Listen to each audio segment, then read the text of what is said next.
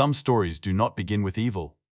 They begin with kindness, with a very human kind of compassion, with the belief that if we love enough, if we endure long enough, if we help someone to the very end, they will change.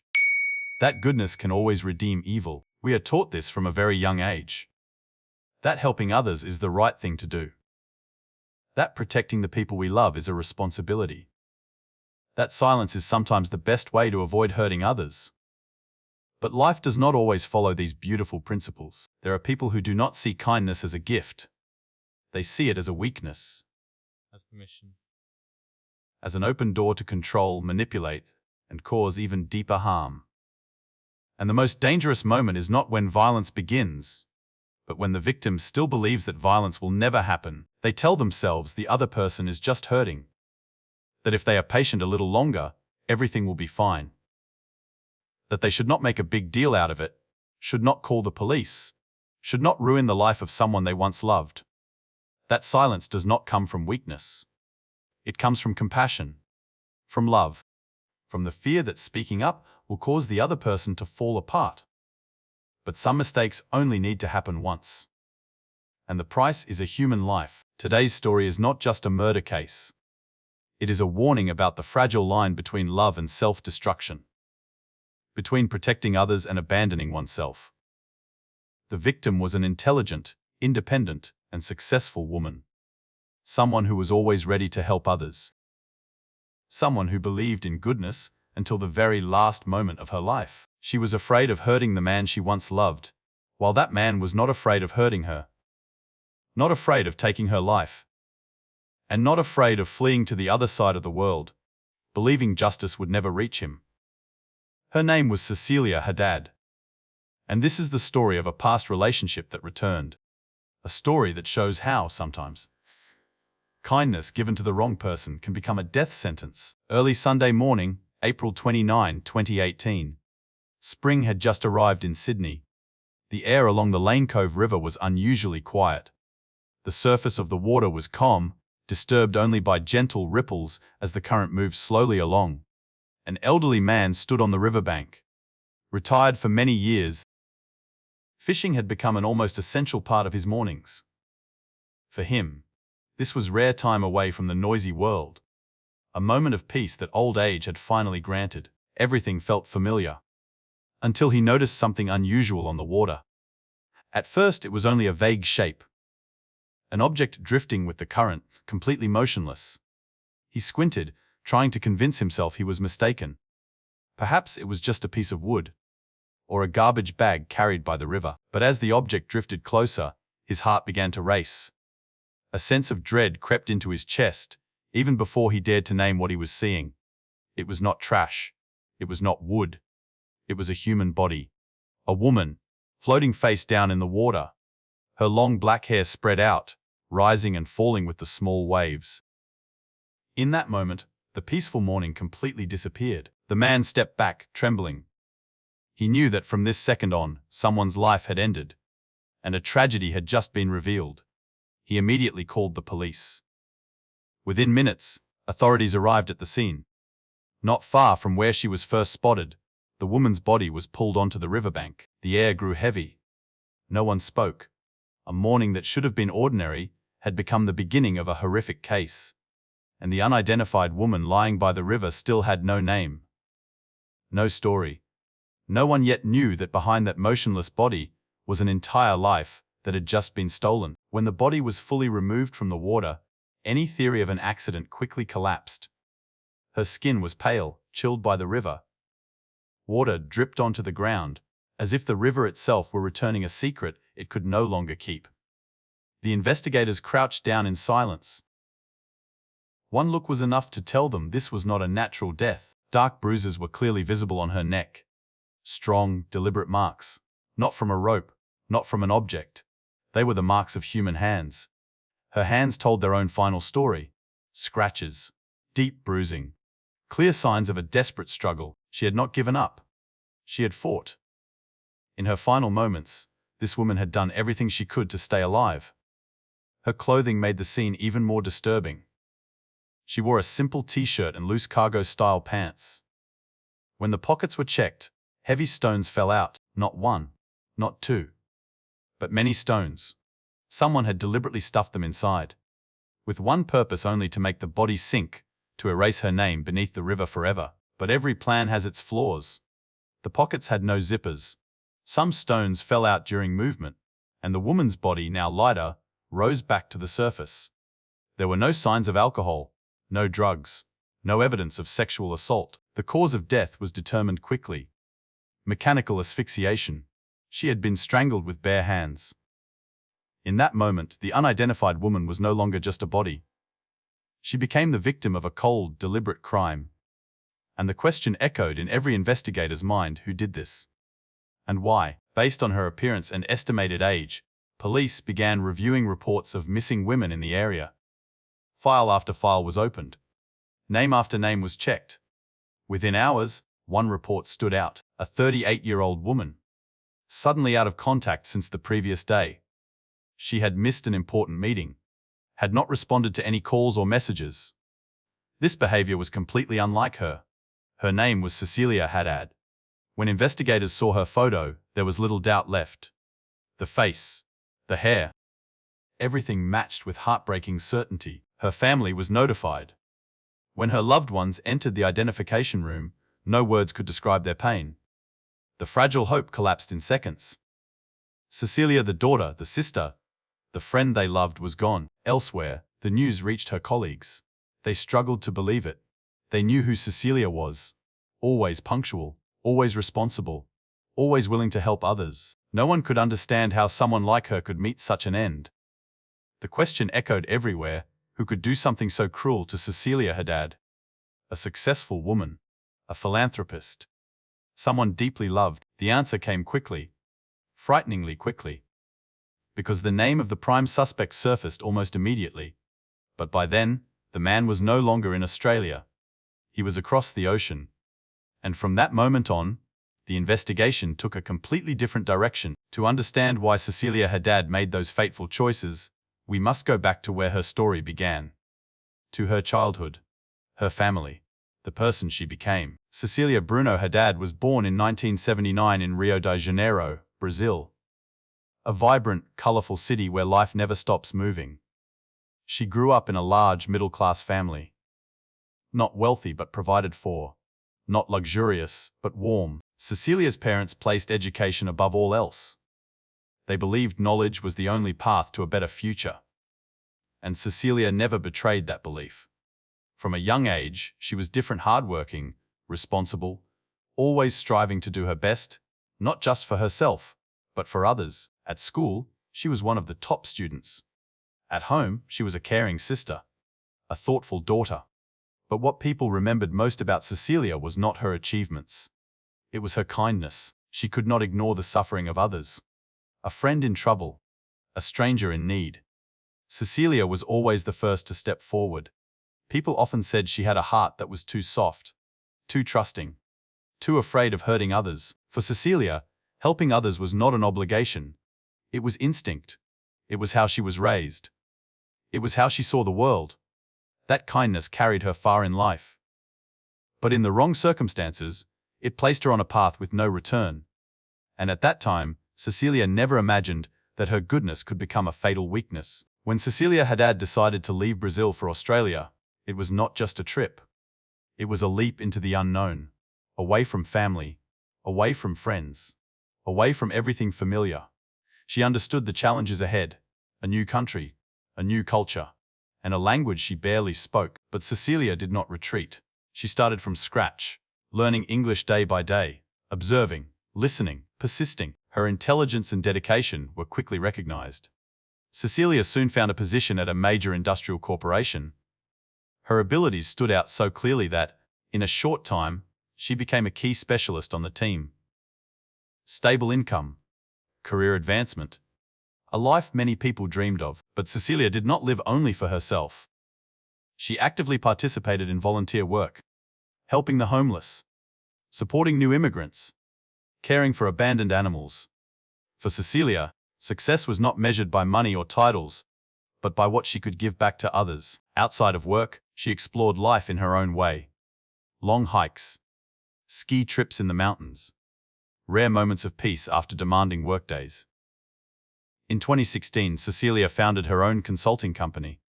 She helped aspiring entrepreneurs find their path, especially immigrants like she once had been. From the outside, Cecilia's life in Australia seemed almost perfect. An independent woman, free, living her dream. No one, not even Cecilia herself, could have imagined that behind this peaceful picture, tragedy was quietly drawing closer. Years before Cecilia Hadad ever set foot in Australia, back when she was still a young student in Rio de Janeiro, her life had once been tied to another name, Mario Marcelo Santoro. Mario was a few years older than Cecilia, but unlike her, he had no clear direction for the future. No goals, no ambition. Life, for Mario, drifted by in a series of temporary days. Cecilia was different. She always knew what she wanted, always pushed herself forward. But young love doesn't always need logic. Cecilia loved Mario with all the sincerity she had. She believed that with enough love, enough patience, she could change him. She encouraged him to study, urged him to find his own path. Always standing behind him, supporting, protecting, carrying the weight. And Mario grew used to leaning on someone else. Used to letting Cecilia handle the hardest parts of life. When the chance to move to Australia opened up for Cecilia, it was the dream she had worked toward for years. For Mario, it was fear. He refused to leave his comfort zone, afraid of hardship, afraid of failure, afraid of starting over from zero. Cecilia stood before a painful choice: love or her future. In the end, she chose to go. She believed distance was not betrayal, that each person had to live their own path. What Cecilia didn't know was that the relationship she thought had ended would one day return and bring consequences she could never have imagined. In 2016, after her short-lived marriage ended, Cecilia Hadad returned to Brazil to visit family and old friends. It was a trip filled with emotion, a little exhaustion, a little emptiness, and a lot of reflection on the road she had traveled. By then, Cecilia was not the same person she used to be. More confident, more mature. Life in Australia had forged her into an independent, strong woman. And then on an afternoon that seemed completely ordinary, she ran into Mario again. 9 years had passed.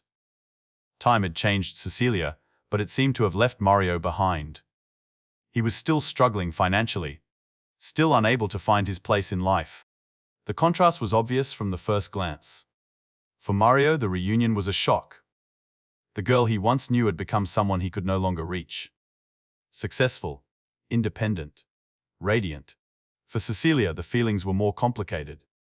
Old memories rushed back, the days of youth, the familiar streets that once carried both of them. They began seeing each other more often. Long conversations, walks through places that had once felt like home. And when Cecilia returned to Australia, they stayed in touch every day. Calls. Check-ins that seemed harmless. Just 1 month later, Cecilia made a decision she believed came from love. She bought Mario a plane ticket. She brought him to Australia believing it was a chance for them to start over. Cecilia believed people could change in a better environment. She believed her love was strong enough to help Mario stand on his own. She didn't realize that from that moment on, the door to tragedy had already been opened. The first days living together in Australia passed with a sense of fragile calm. Cecilia tried to believe she had made the right choice. She gave Mario time, a chance, a new life. Cecilia handled everything: housing, daily living, even work. Through her connections, she helped Mario find a stable paying job. She hoped that with work, with purpose, he would change. But the change never came. Slowly, Mario revealed who he really was. He became jealous, suspicious, always demanding to know where Cecilia was, who she was with, what she was doing. Questions that sounded like concern began to carry the tone of control. Suggestions turned into orders. Mario went through Cecilia's phone, read her messages, checked her emails. He even used her work computer without permission. He didn't like that Cecilia was more successful than him. He couldn't stand that she was independent. And he absolutely could not accept that she had a world of her own. Arguments became more frequent. Mario demanded involvement in Cecilia's work, demanded a share of the benefits, demanded the right to decide. Cecilia tried to keep the peace. She spoke gently. She gave in, she sacrificed. For her, Preserving the relationship mattered more than being right. But Mario wasn't looking for peace. He was looking for power. His words grew sharper. His anger became harder to control. And then one day during an argument, Mario hit Cecilia. A slap. Not the first time he used violence, but the first time he struck her directly in the face. In that moment, Cecilia understood the line had been crossed. There was no love left, only fear. She told Mario to leave the apartment. But for someone who lives on control, rejection is not an ending. It is the beginning of another nightmare. After being forced to leave, Mario refused to accept that it was over. To him, it wasn't a breakup. It was humiliation. At first, he tried to appear remorseful. A flood of apology messages, promises to change, flowers and gifts left at the door. Cecilia read them all, but she did not respond. She understood that going back now would only make everything worse. When Mario realized begging no longer worked, he changed. The softness disappeared, replaced by anger and threats. He began showing up where Cecilia didn't expect him. Outside her door, in the parking lot, near her workplace. Mario rented an apartment just minutes away from Cecilia's home. Too close to be coincidence. Too close for her to feel safe.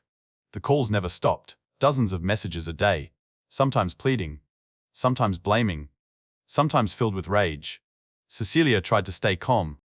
She believed that if she didn't react, if she didn't confront him, Mario would eventually give up. She kept hoping reason would win. But with an obsessed person, silence isn't a boundary, it's an invitation. Mario studied Cecilia's routines. He knew when she left, when she returned, when the apartment lights came on.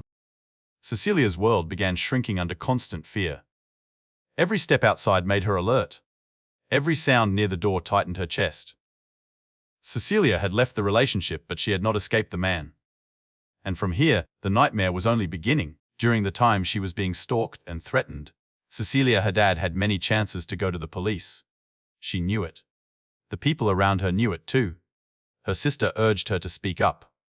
Friends begged her to seek protection. They could see the danger closing in. But Cecilia stayed silent. Not because she wasn't afraid, but because she felt pity. Cecilia knew Mario's visa had expired. If she went to the police, he would be deported immediately back to Brazil, back to a life she believed was hopeless and empty. She had once loved him, once believed in him, once dreamed of a future together. And even when that love had shattered, Cecilia still didn't want to be the one who destroyed his life. She convinced herself Mario would stop.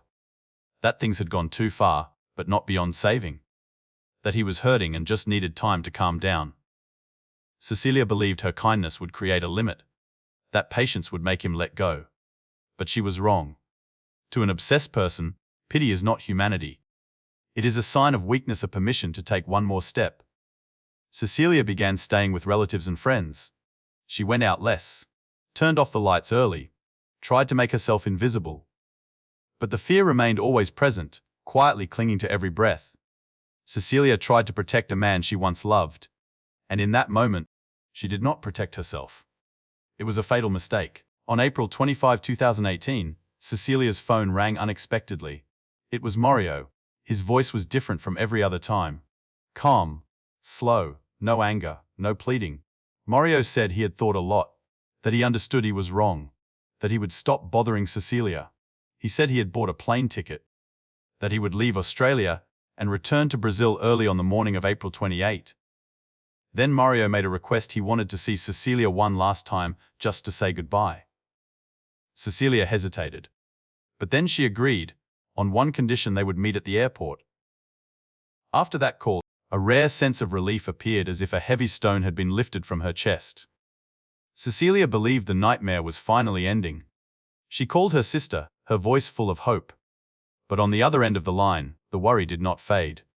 Her sister begged her not to go, not to meet Mario again. Cecilia reassured her that everything would be fine, that the airport was safe, that nothing bad could happen there. She believed all she needed was to watch Mario leave and life would return to normal. Cecilia didn't know that the call wasn't a farewell. It was the opening line of the final tragedy. Early morning, April 28, 2018. Sydney was still asleep. Cecilia woke with a nameless sense of dread. She planned to go to the airport, say goodbye, and close a painful chapter of her life. But Mario didn't wait at the airport. A little after 5 in the morning, he appeared at Cecilia's building. No warning. No appointment. Cecilia heard the intercom. She wasn't expecting this. Her instincts told her something was wrong. She hesitated. She didn't want to open the door. Minutes passed in tense silence. Then Mario used a spare key, a key Cecilia believed he had returned long ago. He entered. No one heard a cry for help. No one heard an argument. Everything happened inside the deadly silence of early morning. Mario attacked Cecilia the moment he had the chance. He wrapped his hands around her throat tight, bare, unyielding. No time to react. No chance to run. Cecilia fought back. She struggled. She tried to break free. The bruises later found on her hands would tell the whole story. But the strength was uneven. And cruelty won.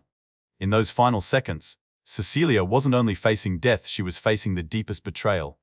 Killed by the man she once loved. The man she once protected. The man she had been afraid to hurt. When it was over, the apartment fell silent again. Mario stood there.